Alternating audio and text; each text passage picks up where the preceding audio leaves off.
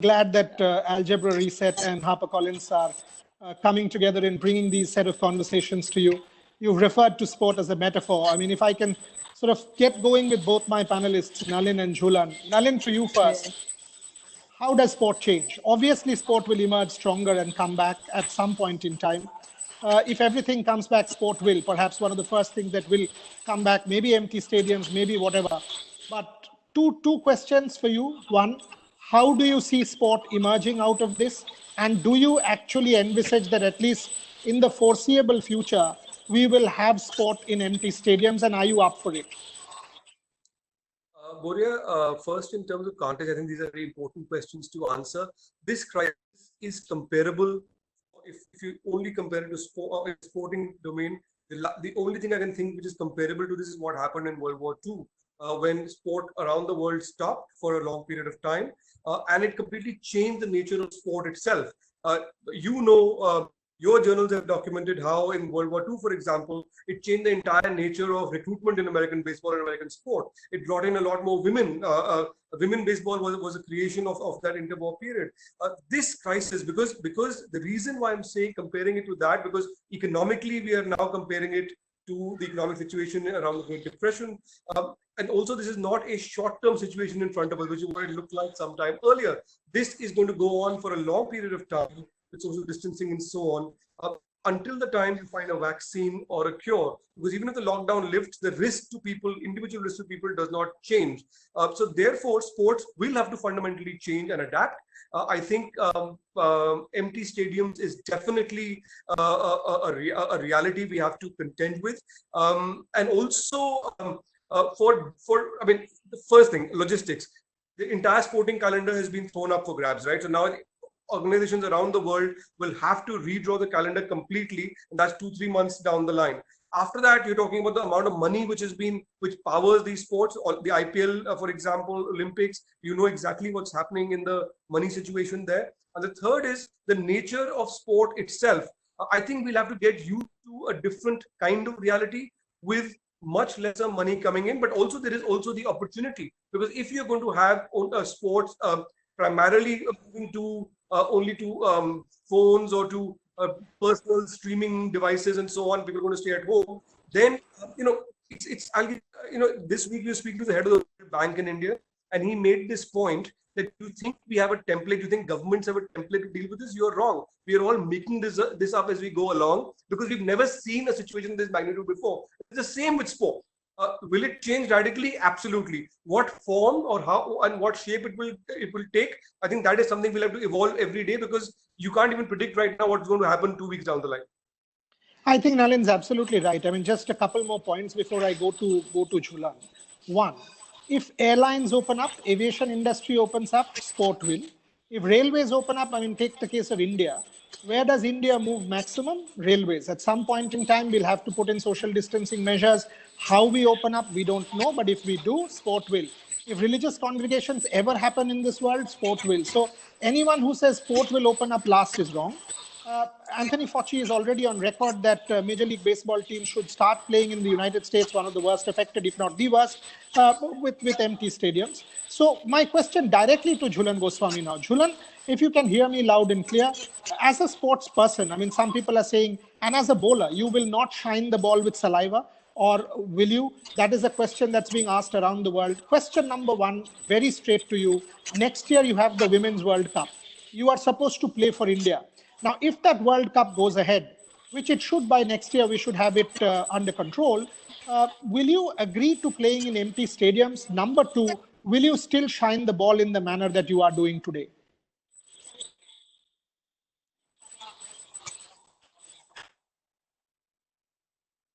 Jhulan, if you can hear me.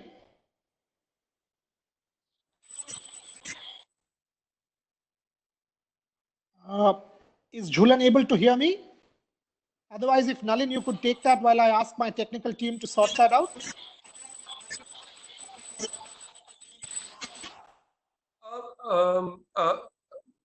I think in terms of this question, I mean, a lot of media was talking about this. I think people had to readjust the way we work. The boundaries between work and work have really blurred in the last few days. It'll be no different for sports people in terms of playing in empty stadiums. Yes, I think I agree with you on the first point you made, that if you say that sport will be the last, I don't think it'll be the last. It will come back, but also remember the amount of money which is riding on sport. Also, I think people are now, you can't keep the entire economy shut down for large periods of time. People have to earn a living, and people have to find ways of getting back to some sense of normalcy. So yeah, sports will return to empty stadiums, yes. In terms of bowling, the specific question you asked, yes, I think people will be very, very careful about that. So you'll have to adopt to new methods of doing that. I don't think you can expect people to spit shine the ball exactly the way they did earlier, because that will put others at risk. See, I'll give you a model, and I'm very clear about the model that I'm giving. I mean, I'm pretty much clear that whenever things come back in some sort of normalcy, or already we are seeing European nations open up, staggered lockdown. Yes, I'm seeing United States trying to follow a model, and I'm not saying that you rush it. But if I follow Anthony Fauci, who's the most careful and perhaps the best known infectious disease expert, he's talking about July for a return of Major League Baseball. I'm clear. Don't make people travel. Take the India-Australia series. If Australia comes to India or India goes to Australia, take them to one particular venue and play, as you know, maybe 4 or 5 tests or whatever you want to play in that one venue. Yes, give it the same gap, but play it in one venue, so you restrict travel, number one. In that one contained area, you are clearly minimizing the risk of the virus, number two.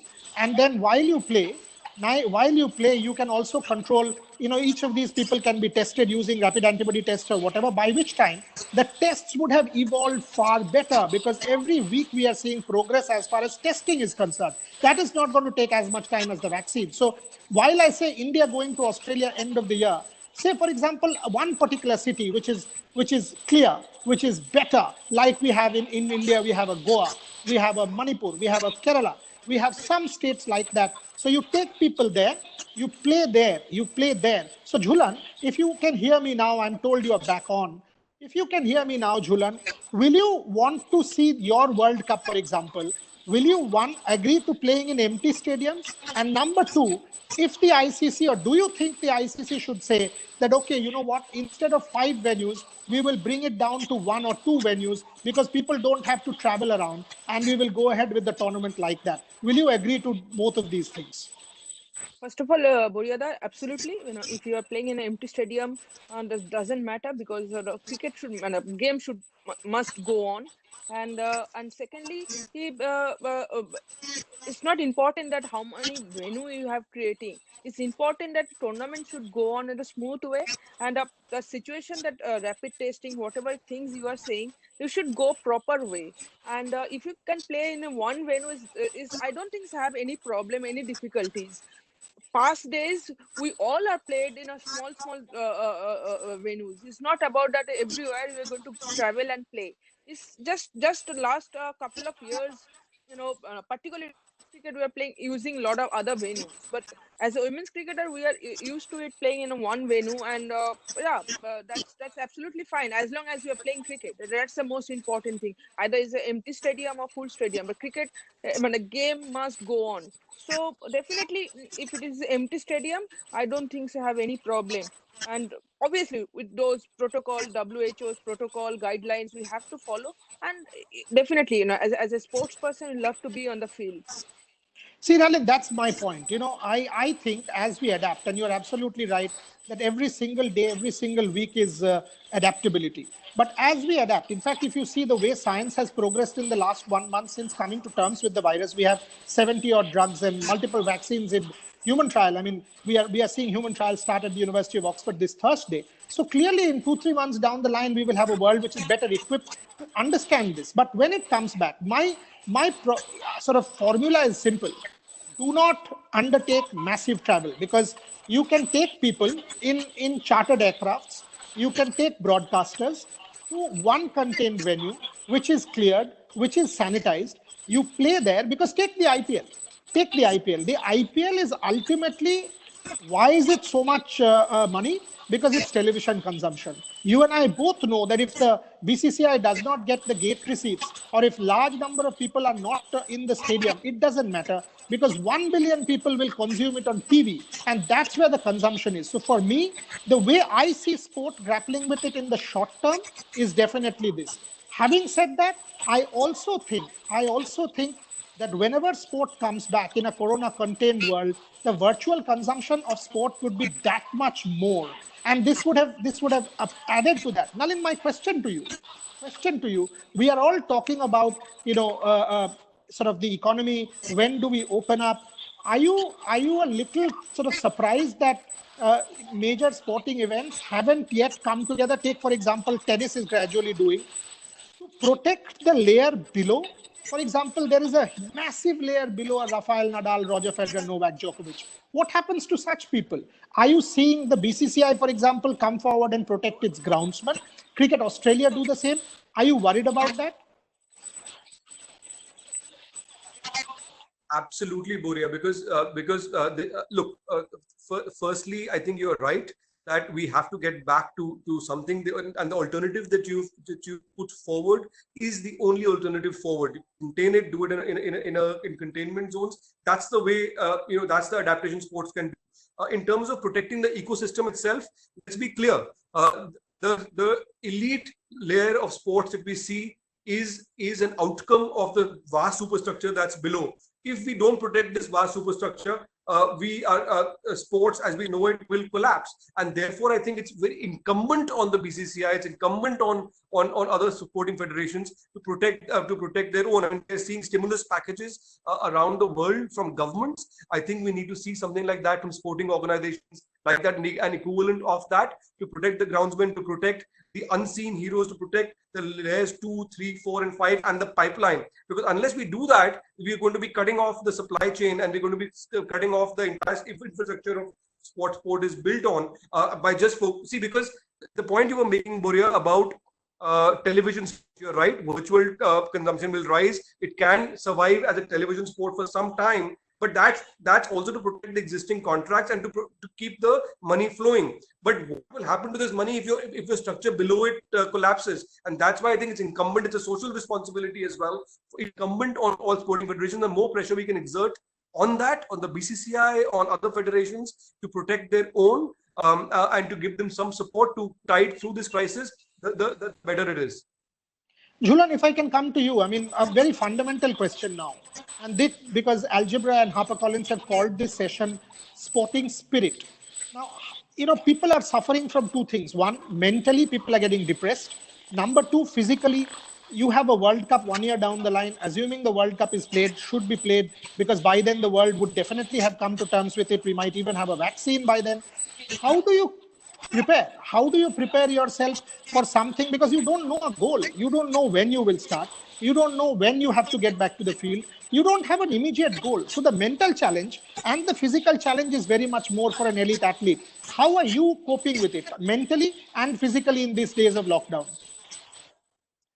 Buria, most important thing initially, yes, it was difficult. It was difficult because we don't know what's going to happen. Things are different. But yes, after coming through, ICC's news that we are qualified for the World Cup because of Pakistan point split, and we through for the World Cup. After that, we get that some little bit of motivation. We have one goal at this moment. That common goal is the 2021 World Cup in February in New Zealand. So we have that common goal. The main thing is at this moment you have to mentally prepare yourself. How you are going to prepare? You can plan out your routine. You can have your own routine. You can do little bit of other work, like you can use your terrace, you can use your corridor, you can use those things and do little bit of training twice in a day. And mentally you have to do little bit of positive thinking, discussing positive things, and read good amount of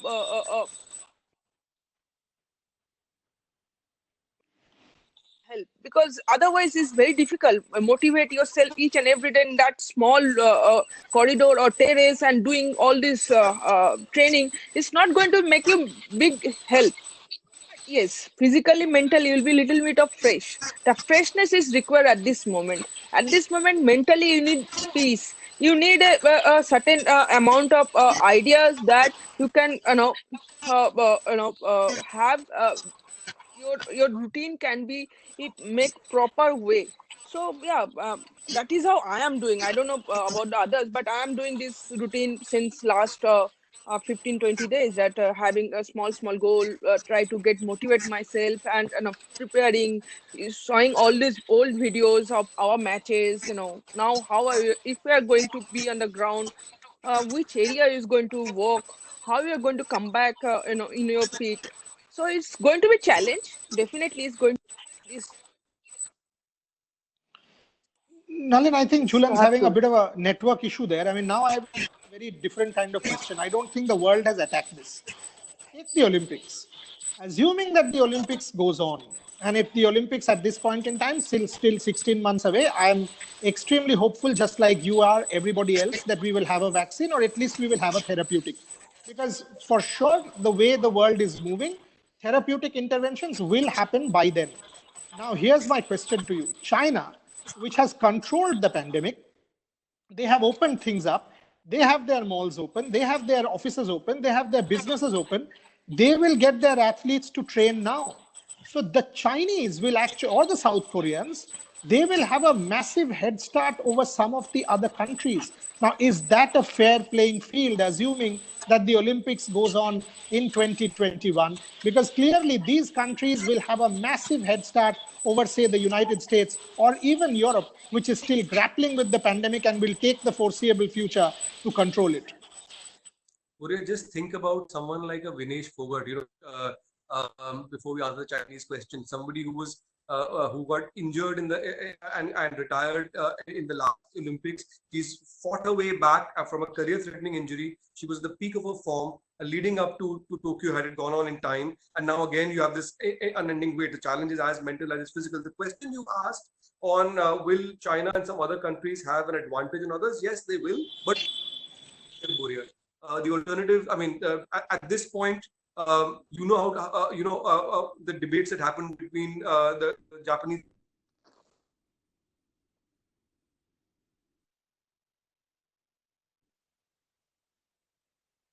advantage on this. Some others will have less of an advantage, but I think there is no option right now for players to adapt to that.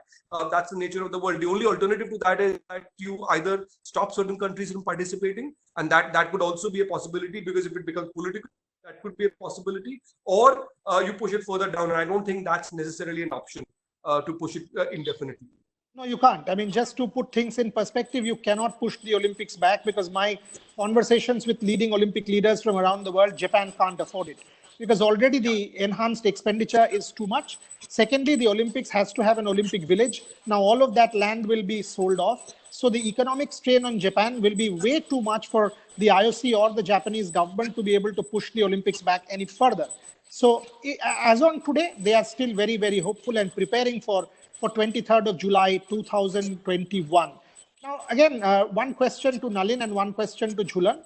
Jhulan, to you first. Uh, how are you? Are you in touch with the rest of the players? Are you in touch with your teammates? And are you in touch with the BCCI? Has the institution in any way sort of, are you in, how are you spending time? Do you know, are you in doing video calls? Are you reading books? For example, for me, books are a massive source of inspiration, which is why I readily agreed to doing this for HarperCollins and Algebra. Are you reading books? Are you in touch with some of your mates who are far younger? Because younger people will take it far more, sort of, for them, it is far more difficult to come to terms with it. How are you dealing with it? Well, definitely, I'm touch with everyone. Basically, we have a one group. BCCI create after this Corona things happen. We have a one group when everyone is there. We keep discussing a lot of other stuff. We are putting videos over there, and exercise videos. What kind of exercise we are doing, and through that we are discussing each another thing, taking care from through video. We are taking care each others. And but yeah, one more thing is I'm reading a lot of books at this moment. I'm reading a lot of books at this moment. Hello. Yeah, we can hear you. Go on. I'm reading a lot of books, particularly two, three books I'm reading. One is Swami Vivekananda's book, because I love to read about him, because he is one person who always motivate you, always encourage you. Basically, youngsters love to, if you love to read Swami Vivekananda's book, you're going to be motivated massively. And second one I'm reading at this moment. At this moment is Wings of Fire, that Dr. APJ Abdul Kalam's autobiography. That's also very much inspiration. You're again going to get a lot of motivation, and this more time, is such a crucial time for all of us. It's only things we can do, that we can motivate each other, we can take care of each other, and that's the thing we can do. That's one way we can help each other. Nalin, if I can take that question to you, I mean, assuming it is corona contained, I mean, and I keep saying this. I mean, I have spoken to my friends at the University of Oxford. They remain very, very committed and sort of confident about the vaccine. The whole world is. I mean, there are multiple trials going on. Assuming it is a corona contained world, how do you see Tokyo 2021? I mean, do you still see so many thousand people going there? Do you see restrictions in place? How do you see sport fundamentally changing as far as the Olympic Games is concerned? What is your vision? I mean, it is extremely difficult, I know, at this point in time to provide a concrete vision, but I will give you mine. But first, I want to know how you are seeing the Tokyo 2021 Olympics. There's some issue with the audio, so I couldn't hear very clearly what you're saying. But from what little I could pick up, look, I think if you can hear me now, can you hear me now? Very little. Like, the voice is coming and going. So from what I can understand, I try and answer what I thought I could understand from what you were saying, but I could only pick up one or two snatches from it. In terms of the next few months rolling out, I agree with the argument that you were making earlier, that sports will have to return to some kind of semblance of normalcy with empty stadiums to begin with, because there is no other option. And I think, look, I don't think sports is any different from many other sectors of the economy. We are seeing many other sectors of the economy in other parts of the world and in India returning back in phases, because you can't shut down an entire society as you know it. It's just impossible to continue like that. And that goes to the heart of the way we live. Now, do you have to maintain precautions? Absolutely. Till the time you have a therapeutic, till the time you have a vaccine, you will have people at risk. So therefore, you have to have reasonable restrictions in place. So if empty stadiums is a way out, if contained locations is a way out, because remember, it's not just about a spectacle. It's not just about entertainment. It's not just about it's not just about the sporting spirit. It's also about people's livelihoods. And it's not just the livelihoods of people who are on the playing field. It's entire industries linked to sport. So this is as much an economic imperative as it is a sporting and a cultural imperative. So therefore, we have to get back to some kind of a reordered reality on this. In terms of the Olympics, it has been pushed forward by a year. Think about the Olympics. We all think about Olympics as the greatest sporting spectacle on the planet. For Japan, it is also the centerpiece of the economic revival. It's just about not just for the government of the current prime minister. They've bet their entire economy on the Olympics. The amount of money that it's not just about government money. It's also about the amount of money Japanese companies have put into it as a form of reviving the Japanese economy. So therefore, the amount of hit they're taking and the amount of hit they'll take if things don't go forward beyond a point will be catastrophic. Therefore, things must go forward in a different manner. The question that you had posed earlier, that what happens if certain countries have more advantages, what happens to that? I think those are things we'll just have to live with, because the alternative of cancelling things is the cost of that is much higher. Right now, I think we have to choose between between number of bad alternatives, and we choose the worst bad alternative. I think Nalin Mehta makes some fantastic points there. Alternative out of those, I'm sorry. No, I'm absolutely sure about this. Nalin makes some really fundamentally important points there. What is my way forward for the Tokyo 2021 Games? First things, like the Athletics Federation has done, shut out qualification till December. Try and make it as much a level playing field. Because if you see, if Wuhan can open up in 76 days, every possible country will, because the other countries will be better prepared. Yes, WHO keeps talking about Africa, and the world, global solidarity and national unity are keywords. And that's what sport talks about. Because what is the Olympics ultimately? It is the biggest human celebration of all. So that's what Tokyo is all about. So here, just like the United Nations, the Olympics, the IOC has to come forward. This is a unique world. This is a unique world. And if we could grapple with world wars, if we could grapple with pandemics earlier, we will be, because science and technology will enable us to. So we will be able to, one. Number two, we should be willing to make compromises. And number three, we should be able to adapt. And so my point is very simple. If you do not have full stadiums, do social distancing. Because if you can get 60 people on a flight, you can absolutely get 200 people in a stadium. Maybe it's a smaller stadium or a contained stadium for some kind of sport. If Jhulan's talking about the MCG actually is a 100,000 capacity stadium. Now, if you have 5,000 people there with adequate social distancing, or 10,000 people, maybe 7-8 months down the line, is that a possibility? The world will have to grapple with such possibilities. When Nalin and I wrote our book on the Olympics, Dreams of a Billion, which has been published by HarperCollins, I think we now have a far, far more important role to play. The question that we need to answer in our book is, how will sport change? And I'm already thinking how it will change. You can talk individual sports, we can talk team sports. And this is my next question. First one to Jhulan. Jhulan, do you think individual sports like tennis have an advantage over team sports, just because there will be far less people there in a stadium to go ahead and play? So all you need is broadcaster, you need the 2 players, you need the very basic minimum staff, compared to a team sports like cricket and football, where more so for football, which is body contact.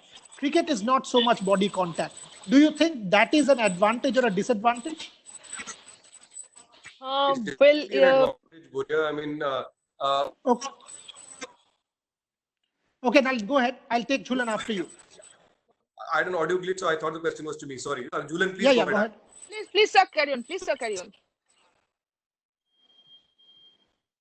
Go on, Nalin. Yeah, go on. Definitely an advantage, is definitely an advantage for individual sports, because the physical risk to players is much lesser. Because remember, when you do testing, you can test players when they can get onto the court, but testing also medically, the testing, I think it reflects after there is a cutoff period after which the test also reflects. So there will always be some risk involved. So therefore, medically, the sports which have less contact will always be safer to resume earlier. There's always a gray area in the testing as well. From the time somebody gets a virus and the time it shows in a test. And that's why sports like tennis, badminton, they will have an inherent advantage in getting back to square one. Jhulan, how about you? I think absolutely, tennis, badminton, all the sports have less amount of contacts, and there is nothing. Many players played, only 2 players and match officials, and less number of broadcaster. A team like cricket, football, you need a more people staying together in one dressing room. Football is more body contact, rugby is more body contact game, so it's difficult. So for me, definitely badminton, tennis, all these sports are far ahead than cricket and football and others body contact games. Yeah. Jhulan, tell me something very practical. Is social distancing possible in a dressing room? Whenever cricket returns, will you all be able to maintain, even if it's a little bit, will you have this consciously at the back of your mind? Will there be any kind of social distancing, or is it at all possible, say in a dressing room? Well, early stage, yes, we used to never had this kind of situations. We do never practice this kind of social distance, all this stuff in a dressing room. We used to be together, we used to be hang around together. But the thing is, now we have to be little bit of back of the mind, that subconscious mind definitely will play that social distance, lot of other stuff. So yeah, it will be, it's going to be new challenge for all of us after this COVID-19 things gets over. So definitely we have to follow those guideline by BCCI, doctors, whatever guideline they will give us to definitely follow. But yeah, it's going to be a little bit of difficult, because it's not going to be what it was in the early, and now it's going to be difficult for a team like cricket, football, and it's like a big dressing room you're going to have, and there is a lot of you stay very small area. You spend 16, 17 players in a same dressing room. So how you're going to accommodate those bags and everything's in a dressing room and all these things, that's going to be a big challenge. But yeah, same time, it is definitely, back of the mind, there will be some thought will be there, and definitely we are going to follow BCCI's guideline on a BCCI medical team's guideline, and we're going to follow that strictly. Nalin, I don't think we have too much time. So one question straight to you and one to Jhulan before I sort of try and wrap this up. To you, before I make the question, I have something very clear in my mind. I'm sure that testing, which is now taking 1 day, will no longer be the same in 2 months. Because if you read today's newspapers, you will see that in the United States, they've given emergency approval for a test by a lab which gives results in 20 minutes. So while you might not have a vaccine or a therapeutic in a month or two, I'm sure you will be able to you will be able to devise tests which give you results. Yes, RT-PCR at this point in time is the standard procedure, but you will get better quality tests. Number two, now if I sort of take the sporting world forward, think about this. Whenever this happens, Nalin, and this I'm giving you a bit of an optimistic scenario, if there is a vaccine, it's a big if, but the world lives on hope. We call this session sporting spirit. I live on hope. You do the same. If there is a vaccine by the end of the year, early next year, imagine what will happen to Tokyo, or whenever that happens. Imagine how sport will be the world's greatest coming out party. That for me still gives me goosebumps and gives me enormous amount of hope, because I'm very, very sure science will eventually triumph over this virus. I think, Moria, in terms of hope, absolutely. I think we have to deal. Look, you can see a glass half full or half empty. We have an unprecedented crisis. There's no two ways about it. We will find solutions to it. In terms of timeline, as optimistic as you are on the timelines, because finding a vaccine or finding the right vaccine after trials or therapeutics and so on is one thing. Doing it on scale and rolling it out to entire populations is another thing, which will add to the timeline. Now, but I completely agree with you on the point on Tokyo that look, once you over the next 6 months, 12 months, 18 months, once things come back to some even keel with medical interventions as they roll out, I think people are cooped up. This is an unprecedented crisis. People will need a release, and Tokyo, in that sense, can serve as that global release if the timing works out right as far as all the other things are concerned. You are seeing already in India with a 2-week lockdown, which has now been extended and a further lockdown, the amount of how people are yearning to get back to some kind of normalcy. Now the normalcy will get back to will not be the same normalcy as it was earlier. It will be an altered version of that normalcy. I think let's be very crystal clear about it. But once some normalcy returns, and once the regular economic life or a version of that returns, you do need spectacles to get back. You do need celebrations of the human spirit. And Tokyo, in that sense, was initially supposed to be a revival of Japan, of a coming out of Japan, of Japan renewing itself. It may well now be a celebration of the renewal of the global spirit. That's my point. That is exactly what my point is. Jhulan, my last question to you before I close this session with a few closing comments. One, how hopeful are you that the 2021 World Cup will happen? And suppose it is left to an individual choice that, yes, we are not yet 100%, but we will play in a contained world. Will you still want to go out and play for your country? And what is the one thing, whenever the lockdown lifts, what is the one thing that you are looking forward to doing? What is the first thing that you will do once the lockdown lifts and you are allowed to go out? 2021 World Cup was, I'm 100% hopeful it's going to be happen. And if this is going to be choice, individual, that things are not 100% cured, and if you want to come and play for your country, then I'm 100% sure that I'm there and playing for my country. This is going to be one opportunity to represent my country, that I'm going to be, do that. I love to do that. And secondly, whenever lockdown will get over, first thing I'll going to do the ground, 6 o'clock morning, and doing my training on the field.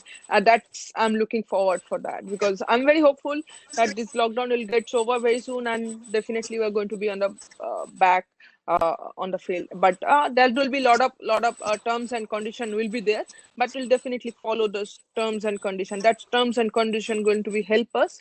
But I'm looking forward to play, go to the ground and do my training first because I'm just waiting for that. Yeah. Okay. I was told by my colleagues at HarperCollins and Algebra that our time is nearly up. So my closing thoughts. Look, sport is far too resilient to go down to anything, be it a virus, be it a pandemic, be it an epidemic. There is always light at the end of the tunnel. 5 weeks back and 5 weeks down, we have a different world. The world is grappling with that challenge. Jhulan Goswami, from one day in 1997 when she was disallowed to play with men in her own house, eventually goes on to take 200 plus wickets in the world, becoming the first, and now closing in on 300, becoming the first once again. Nalin Mehta and I, when we were researching our book on the Olympics, we documented stories of human survival, which included Jesse Owens performing in front of Hitler in Nazi Germany in 1936, winning 4 gold medals. This is what sport is. We know what Jackie Robinson did in the United States in 1947, breaking the color line. We know what Curtis Flatt did in the United States in 1963. We know what sport did to India, India's coming out party in 2011 and in 1983. One thing, friends, sport will come back strong. Yes, maybe 3 months down the line in empty stadiums, 6 months down the line in empty stadiums, but whenever that comes back, you, me, all of us, the entire sporting fraternity will celebrate not only that country's coming out party, but the globe's coming out party, because by then we would have control over this virus. Sport and the resumption of sport will signal the triumph of this world over the coronavirus. And you, me, HarperCollins, Algebra, all of us will wait for that particular day. Thanks, Payal, for making this session possible at Algebra. Thanks, Shabnam, Udayan, Krishna, and the entire team at HarperCollins for inviting all of us. Nalin, you're a rock star. Just know this. Whenever the Olympics happen, we will add 2, 3, 4 more chapters to our book as to what happened in this interim year and document that for readers. And Jhulan, you are family to me. You know what you mean to me. All the very best with your preparation. And I'm sure as well that the World Cup will happen. Much love to all of you. Thank you. Stay safe, Thank you. stay indoors, keep reading books, keep following all of us. And the fact is, there is hope at the end of the tunnel. Stay safe, and soon we will have light.